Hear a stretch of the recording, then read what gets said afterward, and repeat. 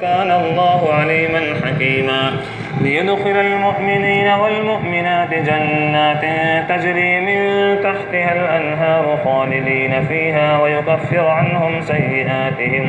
ويكفر عنهم سيئاتهم وكان ذلك عند الله فوزا عظيما ويعذب المنافقين والمنافقات والمشركين والمشركات الظانين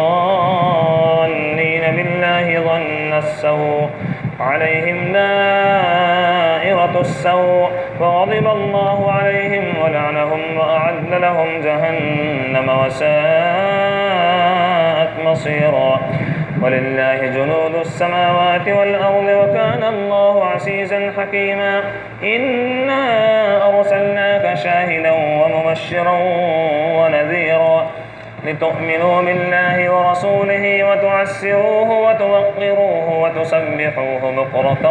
وأصيلا إن الذين يبايعونك إنما يبايعون الله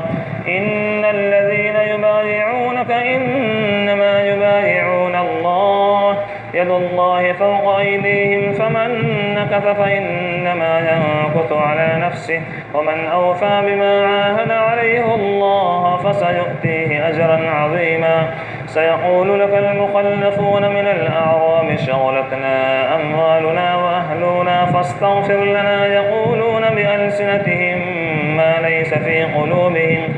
قل فمن يملك لكم من الله شيئا إن أراد بكم ضرا أو أراد بكم نفعا بل كان الله بما تعملون خبيرا بل ظننتم أن لن ينقلب الرسول والمؤمنون إلى أهليهم أبدا وسين ذلك في قلوبكم وظننتم ظن السوء وكنتم قوما بورا ومن لم يؤمن بالله ورسوله فإنا أعتدنا للكافرين سعيرا ولله ملك السماوات والأرض يغفر لمن يشاء ويعذب من يشاء وكان الله غفورا رحيما سيقول المخلفون إذا انطلقتم إلى مغانم لتأخذوها ذرونا نتبعكم يريدون أن يبدلوا كلام الله قل لن تتبعونا كذلكم قال الله من قبل فسيقولون بل تحسدوننا بل كانوا لا يفقهون إلا قليلا قل للمخلفين من الأعراب ستدعون إلى قوم أولي بأس شديد تقاتلونهم أو يسلمون فإن تطيعوا يؤتكم الله أجرا حسنا وإن تتولوا كما توليتم من قبل يعذبكم عذابا أليما ليس على الأعمى حرج ولا على الأعرج حرج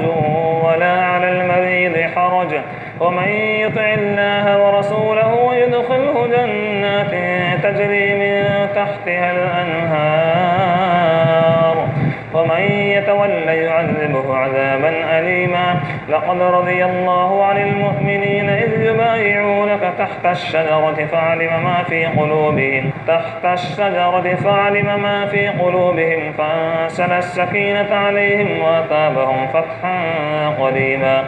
ومغانم كثيرة يأخذونها وكان الله عزيزا حكيما وعدكم الله مغانم كثيرة تأخذونها فعجل لكم هذه وكف أيدي الناس عنكم ولتكون آية للمؤمنين ويهديكم صراطا مستقيما وأخرى لم تقدروا عليها قد أحاط الله بها وكان الله على كل شيء قديرا ولو قاتلكم الذين كفروا لولوا الأدبار ثم لا يجدون وليا ولا نصيرا سنة الله التي قد خلت من قبل ولن تجد لسنة الله تبديلا وهو الذي كف أيديهم عنكم وأيديكم عنهم ببطن مكة من بعد أن أغفركم عليهم وكان الله بما تعملون بصيرا هم الذين كفروا وصدوكم عن المسجد الحرام والهدي معكوفا أن يبلغ محله ولولا رجال مؤمنون ونساء مؤمنات لم تعلموهم أن تطؤوهم فتصيبكم منهم معرة بغير علم ليدخل الله في رحمته من يشاء. لو تسيلوا لعذبنا الذين كفروا منهم عذابا أليما. إذ جعل الذين كفروا في قلوبهم الحمية حمية الجاهلية فأنزل الله سكينته على رسوله وعلى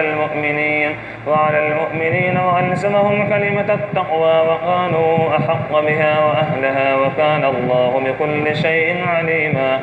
لقد صدق الله رسوله الرؤيا بالحق لتدخلن المسجد الحرام إن شاء